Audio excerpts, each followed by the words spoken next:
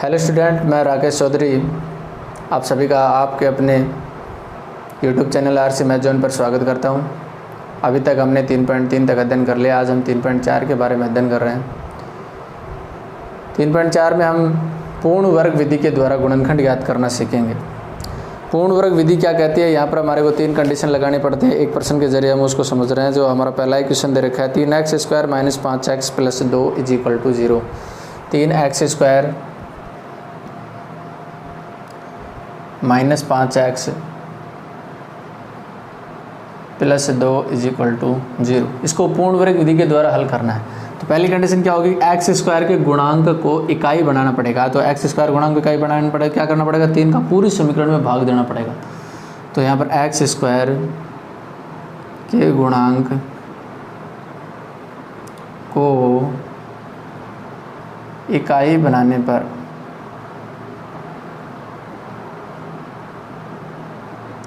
x² गुणांक इकाई बनाएंगे तो 3x² / 3 - 5x/3 + 2/3 = 0। यहाँ से 3 से 3 कैंसिल हुआ।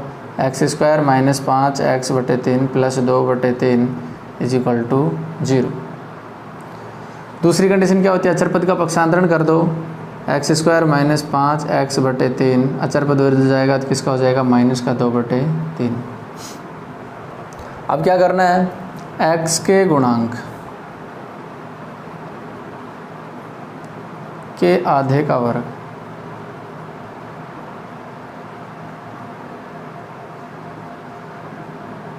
दोनों पक्षों में जोड़ने पर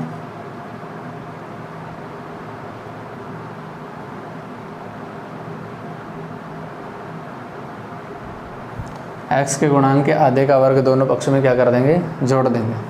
दोनों पक्षों में जोड़ेंगे तो क्या हो जाएगा? x² माइनस इसका आधा करेंगे तो 5x/6 ये हो जाएगा, प्लस का 5/6 का होल स्क्वायर, इधर हो जाएगा माइनस का 2/3 प्लस 5/6 का होल स्क्वायर। यहाँ पर देखिए माइनस का साइन आ रहा है। यहाँ पर ध्यान रखिए, अगर मान लीजिए यहाँ पे माइनस का साइन आता है तो a - b का होल स्क्वायर, अगर प्लस का साइन आता है तो a + b का होल स्क्वायर बनेगा। तो यहाँ पर माइनस आ रहा है। a की जगह x है, xb की जगह हो गया 5/6 इसका होल स्क्वायर, इधर -2/3 इसको सरल करेंगे तो 25/36। आगे और सरल कर रहे हैं, लघुत्तम ले लेते हैं।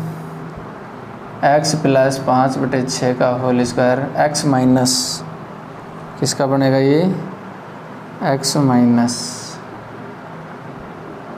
इधर हो जाएगा 36, 12 दूनी 24 माइनस के प्लस के 25। तो x - 5/6 का होल स्क्वायर हमारे पास इधर कितना बचा? 1/36। इधर से अपन जब वर्ग घटाएंगे तो इधर वर्गमूल लग जाएगा प्लस माइनस के चिन्ह के साथ। 1/36 x = 5/6 + -1/6। 1 का वर्गमूल 1 हो जाएगा, 36 का वर्गमूल कितना हो जाएगा? 6 हो जाएगा। यहाँ से अब आगे एक बार प्लस का साइन लेना है आपको। प्लस का साइन ले रहा हूँ मैं, तो हमारे पास हो जाएगा 5/6 + 1/6 = 6/6। कितना आ गया? 1। एक बार माइनस का निशान ले रहा हूँ तो 5/6 - 1/6 बराबर आ जाएगा 4/6, जो कि कितना हो जाएगा? 2/3। हमारे पास x के 2 वैल्यू आ गए। एक तो आ गया 1, एक आ गया 2/3।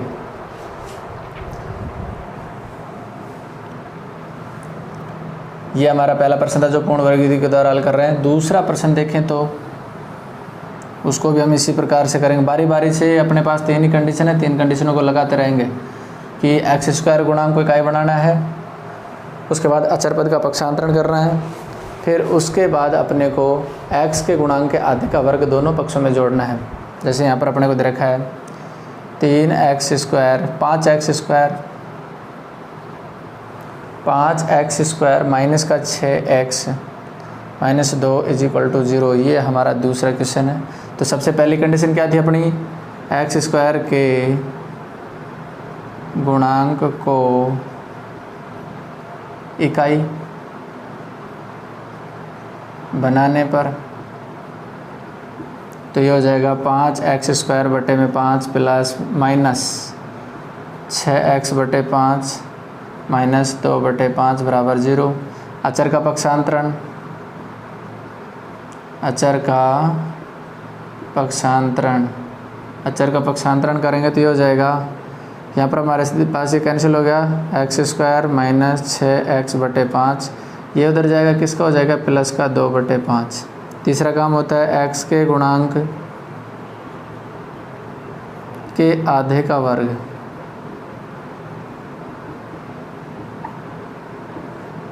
दोनों पक्षों में जोड़ने पर।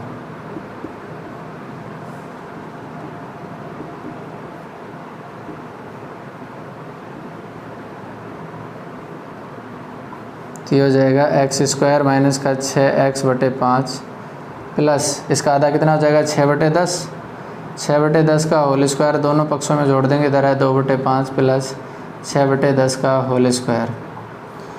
तो यहाँ से देखिए हमारे पास क्या हो जाएगा, x² माइनस का 6x/5, ये तो हमारे पास इधर देखो साइन किसका आ गया, माइनस का, तो ये बन जाएगा x माइनस 6/10 का होल स्क्वायर, और दूसरे पक्ष में हमारे पास हो जाएगा 2/5 प्लस 36/100, वर्ग कर लेंगे इनका। उसके बाद हम इधर देखें, इसको आगे सरल कर रहे हैं, 2/5 x माइनस 6/10 का होल स्क्वायर, इधर हमारे पास हो गया 2 लघुत्तम ले रहे हैं, 36 से 100 आ जाएगा, 100 लघुत्तम आ गया, 5 का भाग दिया कितनी बार चला गया, 5 का भाग दे रहे हैं कितनी बार जा रहा है, 20 बार, 20 को 2 से गुणा किया तो 40, ठीक है। इसी प्रकार से प्लस के 36, x माइनस 6/10, इधर प्लस माइनस अंडर रूट कितने हो गए, 76/10, 100 का वर्गमूल कितना हो जाएगा, 10 आ जाएगा, और 76 का वर्गमूल नहीं होता है। इसके बाद इसको पक्षांतरण कर दीजिए, इधर आएगा प्लस का, तो 6/10 प्लस माइनस रूट 76/10।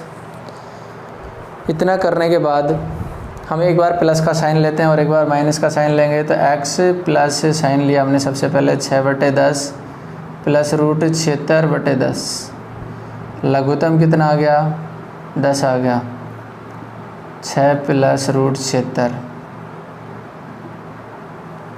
ठीक है। इसी प्रकार से एक वैल्यू तो हमारे पास ये आ गई, और दूसरी वैल्यू यहाँ पर माइनस का चिन्ह ले लेंगे, 6 माइनस रूट 76/10, ये हमारे पास दूसरी वैल्यू आ जाएगी। आगे भी इसको हम सोल्व कर सकते हैं, यहाँ से देखिए, 19 चौक 76, 6 प्लस अंडर रूट 4 गुणा 19/10, यहाँ से देखिए 2 कॉमन आ जाएगा, तो 6 प्लस 2 अंडर रूट 19/10, ये वैल्यू भी निकाल सकते हैं इसमें हम इस प्रकार से। तो ध्यान रहे, पूर्ण वर्ग विधि के सवालों को हमेशा x² गुणांक को इकाई बनाएंगे, इकाई बनाने के बाद अचर पद का पक्षांतरण करेंगे, पक्षांतरण करने के बाद x के गुणांक के आधे का वर्ग दोनों पक्षों में जोड़ देंगे।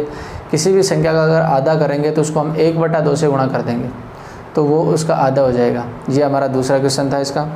तीसरे प्रश्न के बारे में देख रहे हैं हम यहाँ पे, तीसरा प्रश्न कर लोगे आप सभी। चौथा प्रश्न देखते हैं अपन, जो रूट वाला है।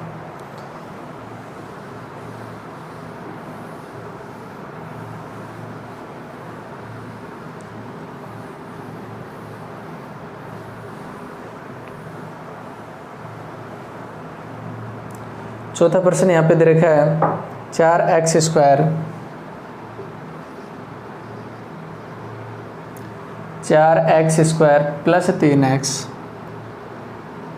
प्लस 5 = 0।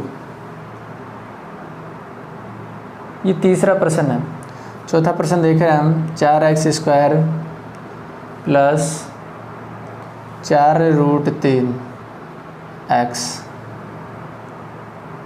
और प्लस के कितने हैं, 3 है। ये हमारा चौथा प्रश्न है। इसको हम पूर्ण वर्ग विधि के द्वारा हल कर रहे हैं, तो सबसे पहले अपनी वही कंडीशन होगी, हम x² गुणांक को इकाई बना रहे हैं, x² गुणांक को इकाई बनाएंगे, x² के गुणांक को इकाई बनाने पर हो जाएगा 4x² बटे 4 प्लस 4√3x/4 प्लस 3/4 इज इक्वल टू 0।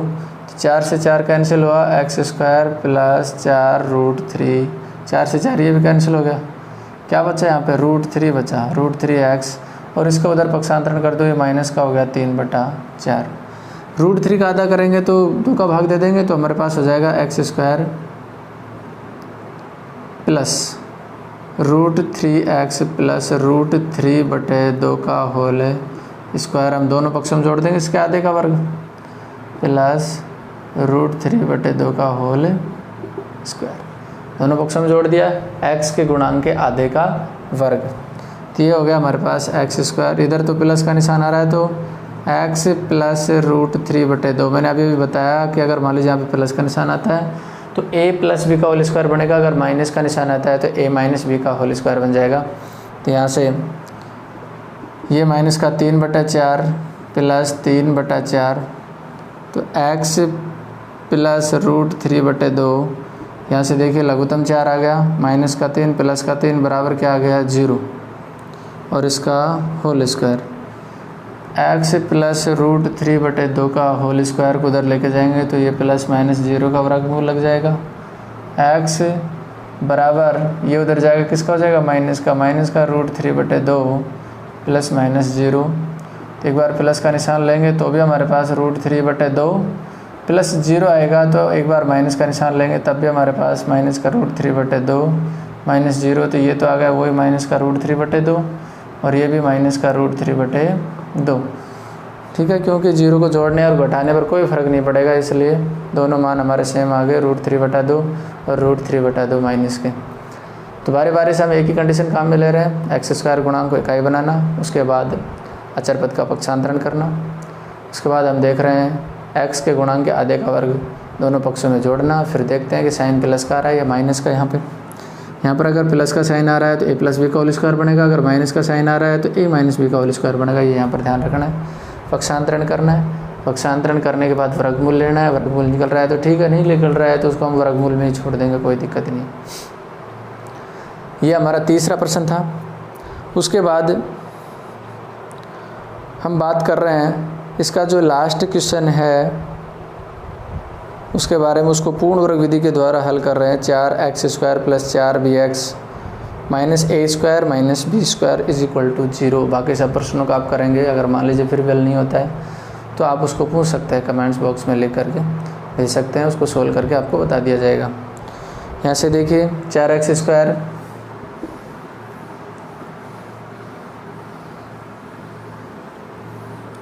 लास्ट जो क्वेश्चन है इसका पहले प्रश्न का वो दे रखा है 4x² प्लस 7वां question 4x² plus 4bx plus के 4bx minus a² minus b² is equal to 0। इसको हमको पूर्ण वर्ग विधि के द्वारा हल करना है। तो सबसे पहले x² गुणांक को इकाई बनाना पड़ेगा, और x² के गुणांक को इकाई बनाने के लिए इसके गुणांक से पूरे समीकरण में भाग दे देंगे। x² के गुणांक को इकाई बनाने पर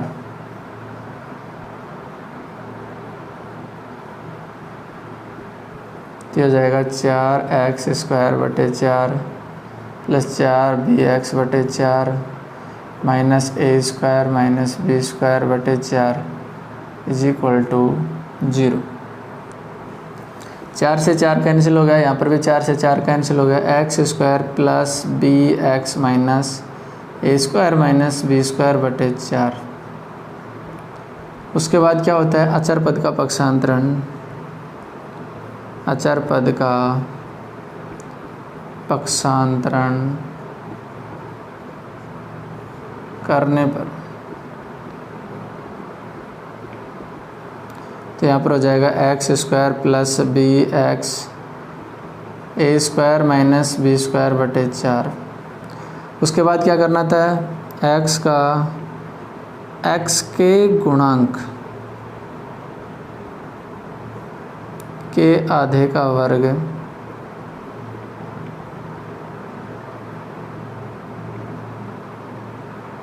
दोनों पक्षों में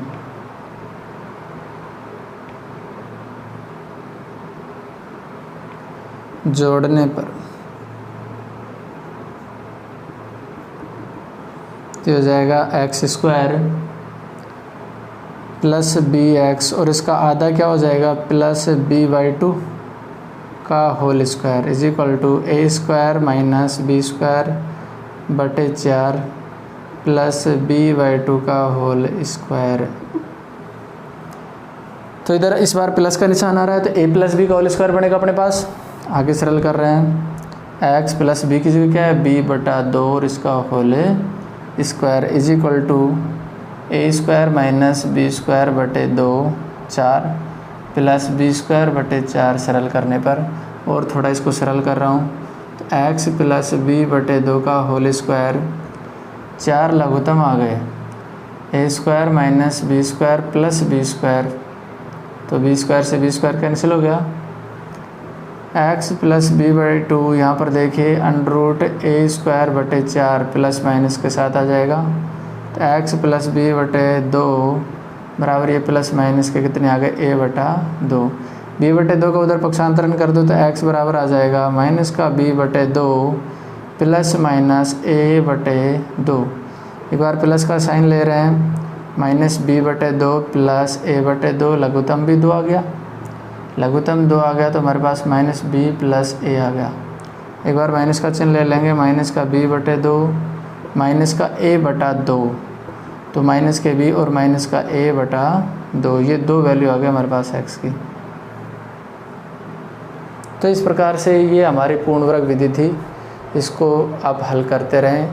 अगर फिर भी आपको मान लीजिए कोई प्रश्न में प्रॉब्लम आती है तो आप उसको कमेंट्स बॉक्स के द्वारा पूछ सकते हो, उसको सॉल्व कर दिया जाएगा। इसके तुरंत बाद जो अपना अगला जो चैप्टर आता है, इसी में जो अगला जो पॉइंट है वो दे रखा है द्विघाती सूत्र। सबसे पहले समझेंगे कि द्विघाती सूत्र होता क्या है, उसका उपयोग किस प्रकार से करेंगे।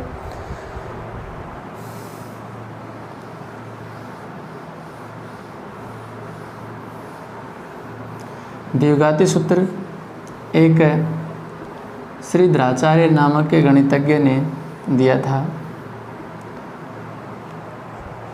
वो एक ऐसा रामबाण सूत्र है, उसमें हम किसी भी प्रकार के गुणनखंड को ज्ञात कर सकते हैं।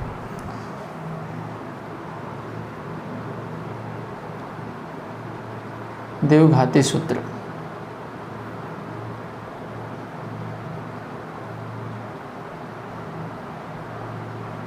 श्रीधराचार्य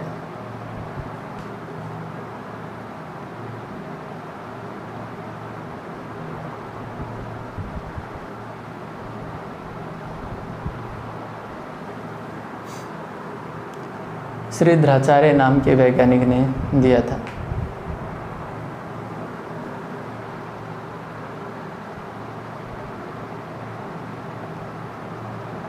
उसके नाम पर ही बनाई। ये सूत्र होता क्या है, कोई भी चर पद का मान निकालते हैं minus b plus minus B square minus 4ac बटे 2a, इसको बोलते हैं अपन द्विघाती सूत्र। इसका प्रयोग कैसे करना है, इसका प्रयोग करने की जो विधि है वो देखिए। सबसे पहले हमारे पास कोई एक द्विघात समीकरण होगी A X square plus B X plus C is equal to 0। इसमें सबसे पहले अपने को क्या करना पड़ेगा, मूलों की प्रकृति ज्ञात करने के लिए हम इस समीकरण से जांच करेंगे। कैसे, हमारे पास एक होता है डी बराबर होता है बी स्क्वायर माइनस 4ac, जिसको मैं बोलता हूँ विवेचक।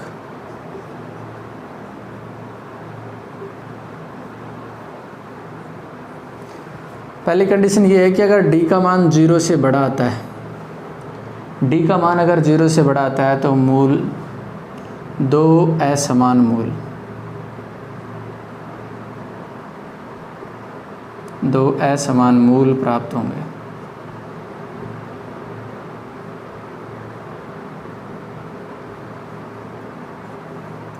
ठीक है, मूलों की प्रकृति वास्तविक होगी। मूलों की प्रकृति कैसी होगी, वास्तविक।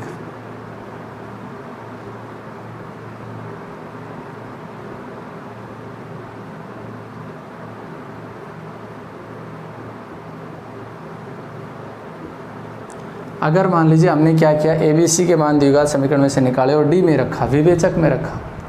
यहाँ पर अगर मान लीजिए D² माइनस 4AC का मान या D या विवेचक का मान 0 से बड़ा आता है तो मूलों की प्रकृति वास्तविक होगी तथा 2 मूल प्राप्त होंगे और वो कैसे होंगे, असमान, अलग अलग।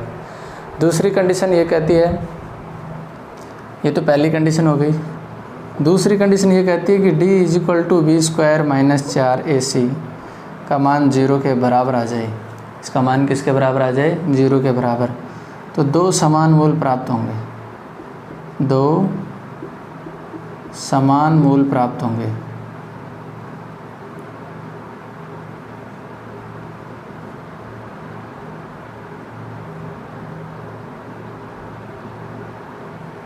ठीक है, और मूलों की प्रकृति वास्तविक होगी। मूलों की प्रकृति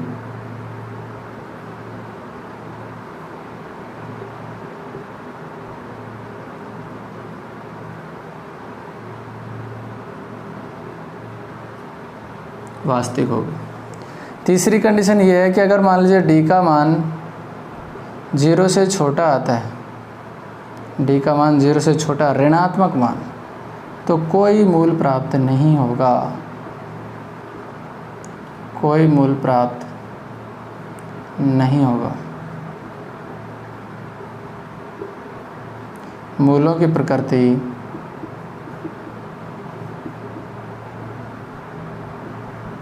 काल्पनिक या अवास्तविक बोल सकते हैं।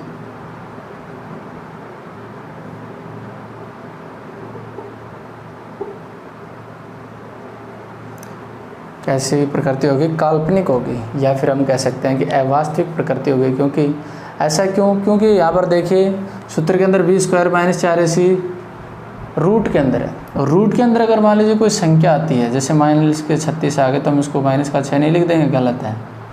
क्योंकि अंडर रूट में अगर माइनस है तो उसका वर्गमूल हम नहीं निकालते हैं कक्षा 10 के अंदर। हम 11 में जाते हैं तो वहाँ पर माइनस का मतलब होता है आइटा स्क्वायर, और आइटा स्क्वायर से फिर वहाँ पर हमारे पास आइटा आ जाता है, उसका वर्गमूल। तो यहाँ पर ध्यान रहे, यहाँ पर हम माइनस वाली संख्या का वर्गमूल नहीं निकालेंगे, चाहे उसका वर्गमूल निकलता हो चाहे नहीं निकलता हो, तो माइनस वाली संख्या का वर्गमूल नहीं निकालेंगे। क्योंकि ऐसी स्थिति संभव हो ही नहीं सकती, क्योंकि हमारी कंडीशन ये कह सकती है, ये कह रहे हैं कि मूलों की प्रकृति, मूल प्राप्त नहीं होंगे अगर मान लीजिए 0 से छोटा मान आता है तो। और मूलों की प्रकृति कैसी हो जाएगी, काल्पनिक हो जाएगी। अब इसके आधार पर हम सवाल करेंगे, इनको आप सभी को नोट कर लेंगे। अब इस सूत्र के आधार पर हम प्रश्न कर रहे हैं, मूल ज्ञात कर रहे हैं।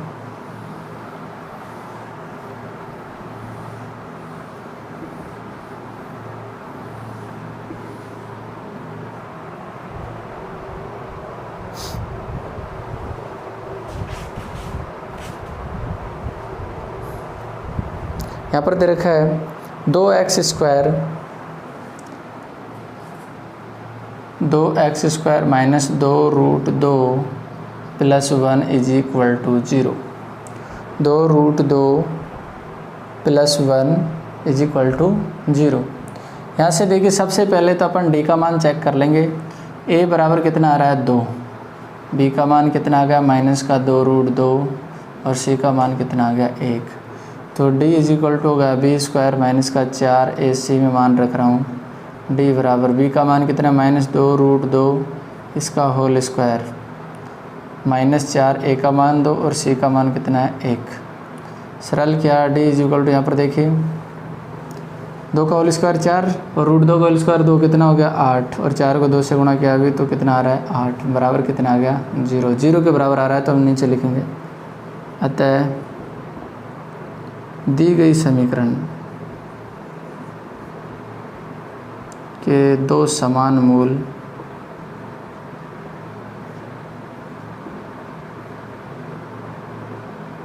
प्राप्त होंगे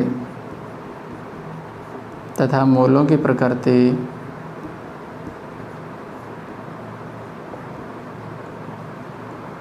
वास्तविक होगी।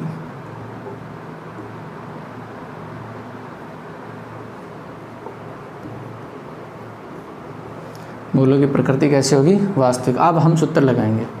ध्यान रहे, जब मूल प्राप्त हो रहा है तब ही हम सूत्र लगाएंगे, अन्यथा हम सूत्र नहीं लगाएंगे। यहीं पर हमारा सवाल ख़त्म हो जाएगा। सूत्र क्या हो जाएगा, x बराबर -b plus minus √b² minus 4ac बटे 2a। वैल्यू रख रहे हैं x is equal to -b, b की वैल्यू कितनी है यहाँ पर देखिए, माइनस इंटू में -2√2 plus minus b² minus 4ac का मान हमने निकाल लिया, b² माइनस 4ac का मान क्या आ गया था हमारे पास 0, और बटे में कितना है 2, और a का मान कितना है 2। ठीक है, यहाँ से इधर कर रहा हूँ मैं इसको, x माइनस माइनस क्या हो गया प्लस 2√2 प्लस माइनस ये 0 आ गया इधर, बटे में आ गया 4। x की वैल्यू याद कर रहा हूँ, x की वैल्यू याद करूँगा तो ये आ जाएगा, एक बार प्लस का निशान लो तो 2√2 बटे 4 बराबर क्या आ जाएगा √2 बटे 2। एक बार माइनस का निशान लूँगा तो 2√2 बटे 4 बराबर आ जाएगा 2√2। ठीक है, तो हमारे पास दो वैल्यू आ गई यहाँ पर x की, √2 बटे 2 और √2 बटे 2, क्योंकि यहाँ पर मूलों की प्रकृति कैसी थी, वास्तविक और मूल कैसे प्राप्त होने थे यहाँ पे समान, इसलिए समान मूल आए। तो ध्यान रहे, पहले प्रश्न को जांचेंगे कि मूलों की प्रकृति कैसे प्राप्त हो रही है, उसके बाद ही हम सूत्र लगाएं। अगर मान लीजिए काल्पनिक स्थिति प्राप्त हो रही है, काल्पनिक मूल प्राप्त हो रहे हैं, तो हम उसके अंदर सूत्र नहीं लगाएंगे, उसको वहीं पर ख़त्म कर देंगे, नीचे लिख देंगे अतः यह स्थिति संभव नहीं है, क्योंकि यहाँ पर मूलों की जो प्रकृति अवास्तविक है तथा काल्पनिक मूल प्राप्त होते हैं, वास्तविक कोई मूल प्राप्त नहीं होता है उसका। हम आगे और प्रश्न करते हैं, उससे और थोड़ा अच्छा समझ में आ जाएगा। इसका दूसरा क्वेश्चन ले रहे हैं, चलो तीसरा क्वेश्चन करते हैं। इसका दूसरा आप कर लेना, फिर भी दिक्कत आए तो कमेंट्स बॉक्स के ज़रिए आप पूछ सकते हो उसको। तीसरे क्वेश्चन में लिखा है x + 1/x is equal to 3, और यहाँ पर प्रश्न में कहा गया है कि x की वैल्यू 0 नहीं होनी चाहिए, x not equal to 0, x की जो वैल्यू है वो 0 नहीं होनी चाहिए, क्योंकि x की वैल्यू 0 हो जाएगी तो यहाँ पे हमारे पास अनंत मान आ जाएगा। तो ध्यान रहे, x की वैल्यू 0 नहीं हो। इसको सरल कर रहा हूँ, सबसे पहले मैं लघुत्तम ले लेता हूँ, x² + 1 बटे x बराबर 3, वज्र गुणा कर देंगे तो x² + 1 इज इक्वल टू आ गया 3x। पक्षांतरण कीजिए, x² माइनस का 3x + 1 इज इक्वल टू 0। यहाँ पर a का मान x² का गुणांक होता है 1, b का मान x का गुणांक होता है -3, और c का मान क्या होता है 1। d बराबर b² माइनस 4ac में मान रख के चेक कर रहे हैं, तो d बराबर b का मान कितना है 3, 3 का होल स्क्वायर माइनस का 4, a का मान 1 है और c का मान भी 1 है। d इज इक्वल टू 9 हो गया, माइनस के 4, कितने बच गए अपने पास 5, जो कि मान आ रहा है 0 से बड़ा आ रहा है, तो नीचे लिखेंगे अतः दी गई समीकरण के दो असमान वास्तविक मूल प्राप्त होंगे।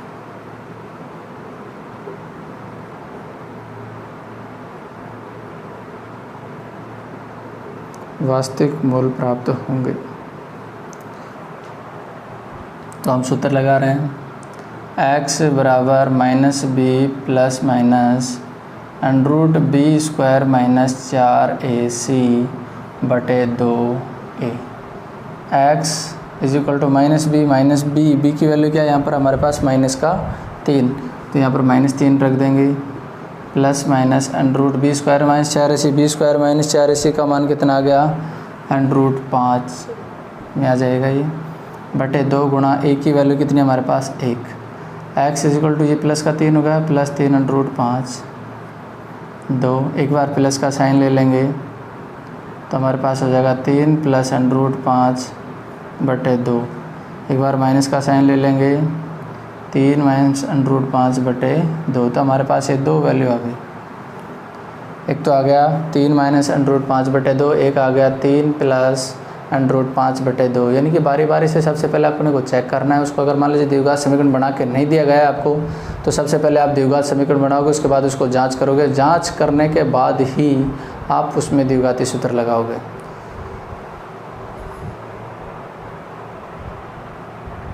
बाकी इन प्रश्नों को आप करें सभी को द्विघाती सूत्र के द्वारा।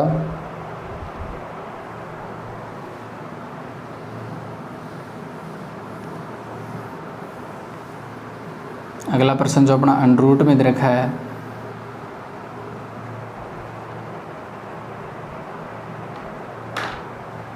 ये दे रखा है under root 2 under root x square 7x।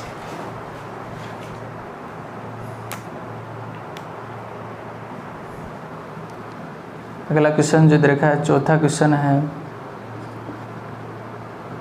ये दे रखा है under root 2x square plus 7x plus 5 under root 2 is equal to 0। तो सबसे पहले हम वही ABC के मान निकाल लेते हैं। A की वैल्यू कितनी है अंडर रूट 2, B की वैल्यू कितनी है 7 और C की वैल्यू क्या है यहाँ पे 5 अंडर रूट 2 जो कि क्या है अचर पद। D में हम मान रख रहे हैं D बराबर B स्क्वायर माइनस 4, AC में मैं मान रख रहा हूँ तो D is equal to B का मान कितना है 7 का होल स्क्वायर माइनस 4, A का मान कितना है अंडर रूट 2 और C का मान कितना है 5 अंडर रूट 2। तो D इज इक्वल टू हो गया 49 माइनस अंडर रूट 2 का अंडर रूट 2 से गुणा किया तो कितना हो गया 2 और 5 को 4 से गुणा किया तो कितना हो गया 20, यानी कि इधर सरल कर रहा हूँ 4 गुणा 5 गुणा 2, 5 चौक 20, 20 को 2 से गुणा किया कितना हो गया 40। तो हमारे पास कितना बच गया 9 जो कि क्या है 0 से बड़ा, और 0 से बड़ा आ रहा है तो नीचे लिख देंगे अतः दी गई समीकरण के मूल असमान व वास्तविक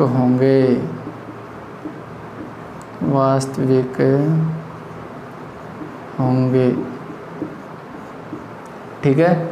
तो हम इसमें आप सूत्र लगा देंगे अपना x बराबर minus b plus minus root b square minus 4ac बटे में 2a। इस फॉर्मूले में मान रख रहा हूँ मैं x बराबर माइनस बी की वैल्यू क्या है यहाँ पे, तो b की वैल्यू देखिए कितनी है 7 प्लस माइनस रूट में बी स्क्वायर माइनस 4ac और बी स्क्वायर माइनस 4ac की वैल्यू कितनी आ गई 9 बटे में 2 के साथ a की वैल्यू कितनी है रूट 2। x बराबर माइनस का 7 प्लस माइनस वर्गमूल कितना आ गया 3, नीचे कितना है 2 रूट 2। एक बार प्लस का साइन ले रहे हैं अपन, माइनस 7 प्लस 3 बटे 2 रूट 2, सरल किया तो x प्लस हमारे पास आ गया माइनस का 4 बटे 2 रूट 2 से कैंसिल हो गया तो हमारे पास आ गया माइनस का 2 रूट 2 आ गया। एक बार क्या ले लेंगे माइनस का साइन ले लेंगे, माइनस का साइन ले रहे हैं अपन तो वो माइनस 7 माइनस के 3 बटे 2 रूट 2, तो ये माइनस के 10 2 रूट 2, तो ये आ गया माइनस का 5 बटे रूट 2 से कैंसिल हो जाएगा, 2 एकम 2, 2 पंजे 10, तो ये माइनस का 5 बटे रूट 2। हमारे पास ये 2 वैल्यू आ गई इसकी। एक तो हमारे पास आ गया माइनस का 2 बटे रूट 2, एक आ गया माइनस का 5 बटे रूट 2। तो इस प्रकार से हम द्विघाती सूत्र को रखते रहेंगे और जांच करते रहेंगे। 5वां क्वेश्चन है, ये मैं पहले करा चुका हूँ, तीसरी प्रश्नावली 3.3 के अंदर। आप उसको पहले हमने किया था अभाज्य गुणनखंड विधि के द्वारा, अब इसको आप करोगे द्विघाती सूत्र के द्वारा। सबसे पहले एलसीएम ले लेंगे, एलसीएम लेकर के हम एक द्विघात समीकरण बनाएंगे। द्विघात समीकरण को फिर हम विवेचक जो होता है उसमें चेक करेंगे भाई मूलों की प्रकृति कैसी होगी, वास्तविक होगी या अवास्तविक होगी। उसके बाद हम प्रश्न को आगे सोल्व करेंगे। फिर देखते हैं हमारा जो तीसरा प्रश्न रखा है। सबसे पहले हमको इसमें द्विघात समीकरण बनानी पड़ेगी और द्विघात समीकरण बनाने के लिए हमको कुछ कंडीशन दी गई हैं। उन कंडीशनों के अकॉर्डिंग हमको समीकरण बनानी है।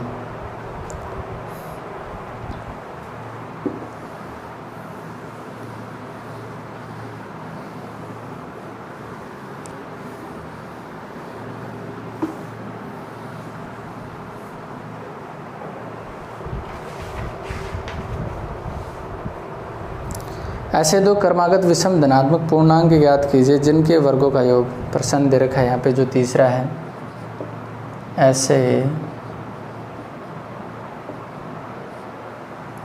दो क्रमागत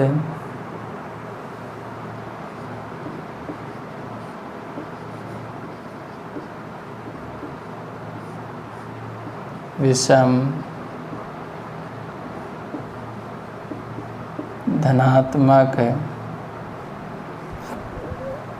धनात्मक पूर्णांक ज्ञात कीजिए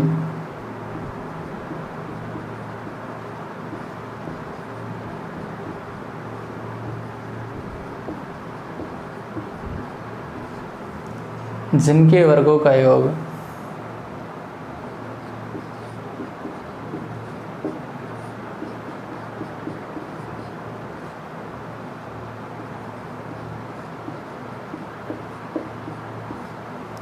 जिनके वर्गों का योग 290 हो, जिनके वर्गों का योग कितना हो 290। यहाँ पर देखिए हमको कुछ भी नहीं कहा गया कि आप इस विधि का प्रयोग करोगे, हमारे को जो अच्छी लगेगी हम उसी विधि से इसको जल्दी से जल्दी सरल करने की कोशिश करेंगे। अगर मान लीजिए प्रश्न में कह दिया जाता है कि आप द्विघात सूत्र के द्वारा हल कीजिए तो आप उसको द्विघाती सूत्र के द्वारा ही हल करोगे। अन्यथा आपको प्रश्न में नहीं कहा जाता है तो आप किसी विधि का प्रयोग कर सकते हो। आपके पास 3 विधि हो गई, एक तो अभाज्य गुणनखंड हो गया, एक आपके पास पूर्ण वर्ग विधि हो गई, एक आपके पास द्विघाती सूत्र हो गया। आप किसी भी विधि के द्वारा आप इसको हल कर सकते हैं। यहाँ पर देखिए हम इसका सॉल्यूशन कर रहे हैं। सबसे पहले दे रखा है क्रमागत विषम धनात्मक पूर्णांक, तो हम सबसे पहले पूर्णांक को मान लेते हैं, माना प्रथम विषम पूर्णांक, प्रथम विषम पूर्णांक।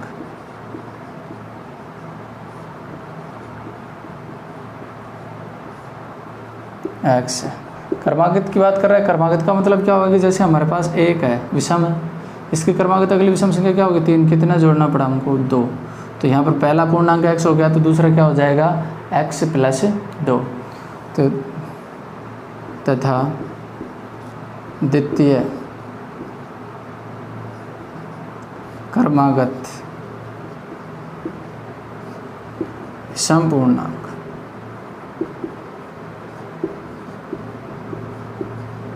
क्या हो जाएगा x + 2।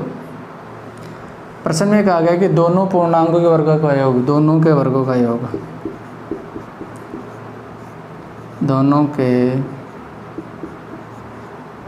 वर्गों का योग, दोनों के वर्गों का योग कितना दे रखा है 290। मतलब x का वर्ग करो प्लस x + 2 का वर्ग करो और उनको जोड़ दो, कितना आना चाहिए 290। सरल कर रहे हैं x², ये +b का होल स्क्वायर हो गया, इसको खोल देंगे a का स्क्वायर प्लस b का स्क्वायर, तो हमारे पास हो जाएगा x² + 4x + 4 = 290। यहाँ पर हो गया 2x² + 4x + 4 = 290। 2 कॉमन आ गया, x² + 2x + 2 = 290। 2 का उधर पक्षांतरण कर देंगे तो 2 का भाग लग जाएगा, तो हमारे पास बच जाएगा x² + 2x + 2। 290 में 2 का भाग दिया तो कितना बचा हमारे पास 145। 145 के इधर पक्षांतरण कर रहे हैं और 145 का इधर पक्षांतरण करेंगे तो हमारे पास क्या आ जाएगा x² + 2x + 143 माइनस के 143, क्योंकि ये इधर आएगा तो माइनस का हो जाएगा। अब देखो यहाँ पर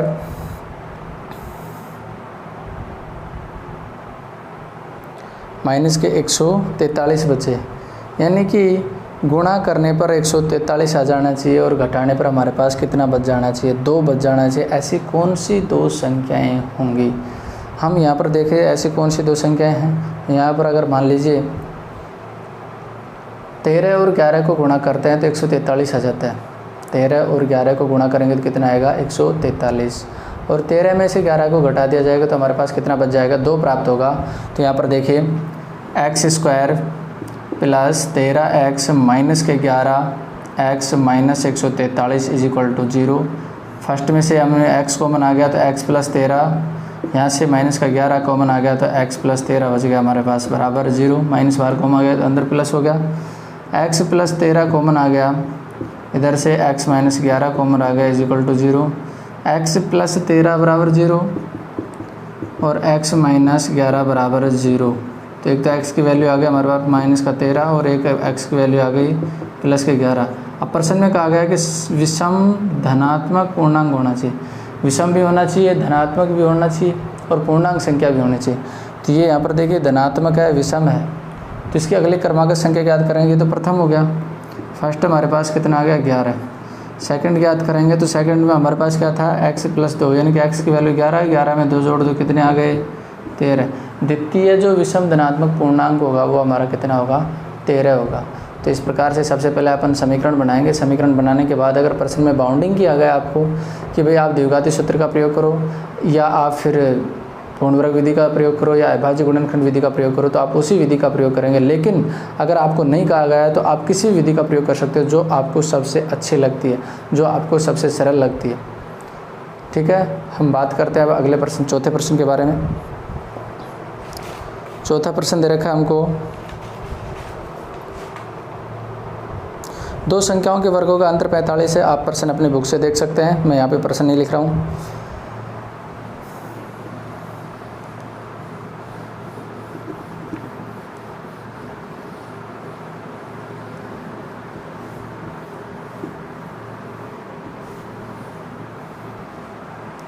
दो संख्याओं के वर्गों का अंतर 45 है। दो संख्याएं हैं, ये यहाँ पे चौथा प्रश्न दे रखा है। दो संख्याओं के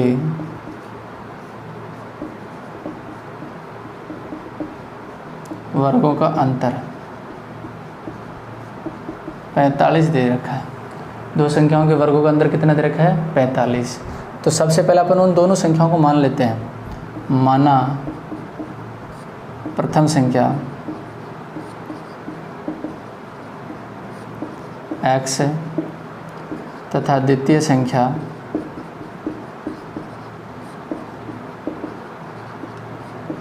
y है।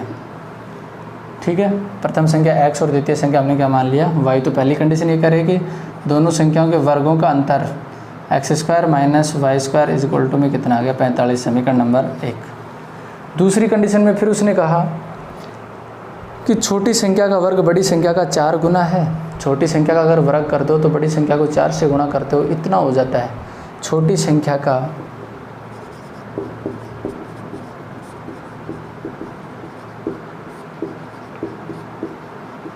वर्ग बड़ी संख्या का 4 गुना है। इससे क्या कंडीशन है, छोटी संख्या क्या है यहाँ पे y, तो y का वर्ग बड़ी संख्या क्या है x का 4 गुना है। ये समीकरण नंबर क्या आ गई 2। छोटी संख्या का वर्ग बड़ी संख्या कौन है x का कितना गुना है 4 गुना है। तो यहाँ से देखिए ये समीकरण 2 समीकरण 2 से मान 1 में रखने पर, समीकरण 2 से मान 1 में रखने पर, 1 में रख रहा हूँ तो x² माइनस के 4x बराबर 45। 45 इधर आएगा माइनस का, x² minus 4x minus 45 is equal to 0। गुणा करने पर 45 आना चाहिए और घटाने पर माइनस के 4 बच जाने चाहिए। ऐसी कौन कौन सी दो संख्या होंगी कि भाई गुणा करने पर तो 45 आ जाए और घटाने पर कितना बच जाए 4 बच जाए।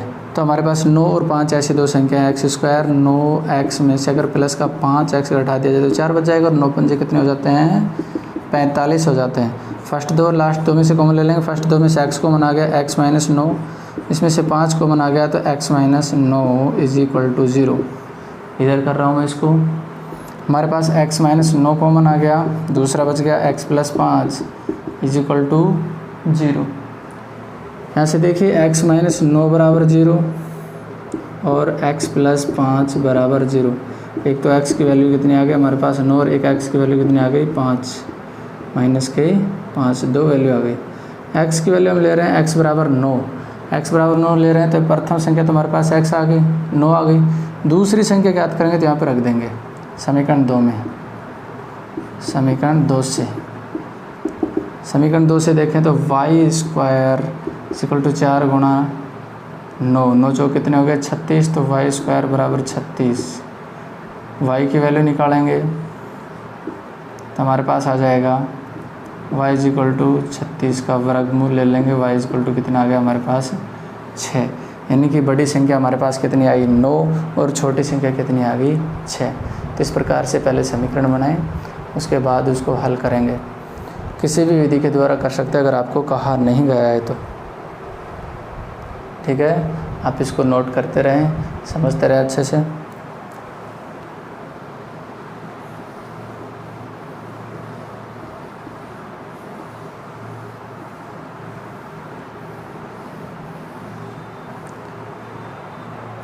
उसके बाद लास्ट का क्वेश्चन है 5वां क्वेश्चन। 5वें प्रश्न में कहा गया है कि 16 को 2 भागों में इस प्रकार विभाजित कीजिए कि बड़े भाग के वर्ग 16 के 2 भाग 16 के 2 भाग कर रहे हैं अपन। माना प्रथम भाग x है,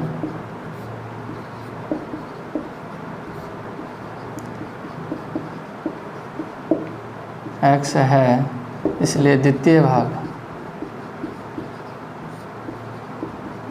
क्या हो जाएगा 16 माइनस x।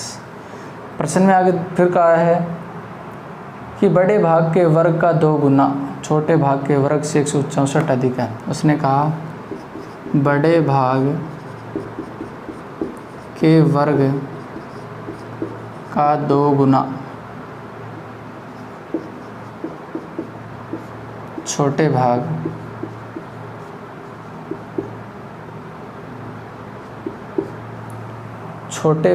के वर्ग से 164 अधिक है। कौन अधिक है? बड़े भाग के वर्ग का 2 गुना, बड़े भाग के वर्ग का 2 गुना छोटे भाग के वर्ग से कितना अधिक है 164 अधिक है। मतलब बड़ा भाग x के वर्ग का दुगुना है ना, जो किससे अधिक है छोटे भाग के वर्ग। छोटा भाग क्या है यहाँ पे 16 माइनस x के वर्ग से कितना अधिक है 164, यानी कि इन दोनों का अंतर निकालूंगा तभी तो मेरे पास 164 आएगा। ध्यान रहे इसमें यही कहा गया है कि बड़े भाग के वर्ग का 2 गुना छोटे भाग के वर्ग से 164 ज़्यादा है। मतलब इन दोनों का अंतर कितना आ रहा है 164 प्राप्त हो रहा है। तो यहाँ से सरल कर लूँगा मैं इसको 2x स्क्वायर, ये a माइनस बी का होल स्क्वायर 16 का स्क्वायर हो गया 256 माइनस 32x 16 दूनी 32 प्लस x स्क्वायर बराबर 164। सरल कर रहे हैं 2x स्क्वायर, ये प्लस का हो गया 256, ये प्लस का हो गया 32x, ये तो माइनस का हो गया और ये प्लस का हो गया और ये किसका हो जाएगा माइनस का, बराबर में 164। 2x स्क्वायर प्लस किया गया x स्क्वायर माइनस का तो प्लस का बच गया प्लस 32x, 164 इधर आएगा तो माइनस का, तो 256 और 164 अगर इन दोनों को जोड़ते हैं 256 और 164 तो कितना हो गया 10 के 0 12 का 2 420, कितना हो गया 420 माइनस के 420 इज इक्वल टू 0। गुणा करने पर 420 आना चाहिए, घटाने पर हमारे पास 32 बच जाना चाहिए। तो ऐसे हमारे पास कौन कौन सी 2 संख्याएं होंगी? गुणा करने पर 420 और घटाने पर 32। तो यहाँ पर हम अगर मान लीजिए 42 को 10 से गुणा करते हैं तो 420 आता है और 42 में से 10 को घटा देते हैं तो हमारे पास कितना प्राप्त होगा 32 प्राप्त होगा। तो यहाँ से हो जाएगा x स्क्वायर प्लस के 42x माइनस के 10x minus 420 is equal to 0। First 2 last 2 में से कॉमन ले रहे हैं, फर्स्ट 2 में से x कॉमन आ गया तो ये बच गया x प्लस 42, यहाँ से माइनस का 10 कॉमन आ गया तो ये भी x प्लस 42 बच गया हमारे पास is equal to 0। x plus 42 common आ गया, x minus 10 is equal to 0, एक x की वैल्यू आ गई x plus 42 is equal to 0 और x minus 10 is equal to 0, एक x की वैल्यू आ गई माइनस का 42 हो गया और एक x की वैल्यू कितनी आ गई 10, ये 2 x के मान प्राप्त हो गए। तो यहाँ पर x का मान कितना आ गया अपने पास 10। हम ये प्लस का मान लेंगे, माइनस का नहीं, क्योंकि 16 संख्या अपने को फिक्स दे रखे है तो नेगेटिव तो ले ही नहीं सकते। ये तो फर्स्ट भाग, बड़ा भाग तो कितना आ गया 10, छोटा भाग है 16 माइनस x, यानी कि 16 माइनस 10 बराबर कितना आ गया 6। तो हमारे पास इसके दो भाग हो गए 10 और 6। ये आपका 3.4 अध्याय था। इसको वीडियो को देखते रहें, समझते रहें, बाकी प्रश्नों को एग्जाम्पल अपनी बुक से देखते रहें। अगर मान लीजिए चैनल को सब्सक्राइब नहीं किया है तो सबसे पहले चैनल को सब्सक्राइब करें, ताकि रोज़ाना जो भी वीडियो भेजा जाएगा वो आप लोगों के पास जल्दी से जल्दी पहुँचे और आप उसको जल्दी से जल्दी पढ़ सको। वीडियो को लाइक करें, शेयर करें। धन्यवाद।